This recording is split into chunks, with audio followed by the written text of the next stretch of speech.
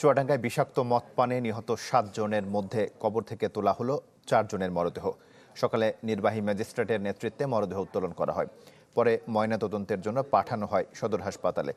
নির্বাহী ম্যাজিস্ট্রেট জানান, শিগগিরই প্রতিবেদন দাখিল করা হবে আদালতে। গত ১১ ও ১২ অক্টোবর শঙ্করপুর ইউনিয়নের বেশ কয়েকটি গ্রামে বিষাক্ত স্পিরিট পানে ৭ জনের মৃত্যু হয়। তাদের মধ্যে ২ জনের মরদেহ ময়নাতদন্ত করে অ্যালকোহলিক পয়জনিং এর ইঙ্গিত পাওয়া যায়। বাকিদের পরীক্ষা ছাড়াই দাফন করে পরিবার। পরে তদন্তের স্বার্থে সদর থানায় মামলা করে পুলিশ। গেল ১৬ অক্টোবর মরদেহ তোলার নির্দেশ দেন আদালত।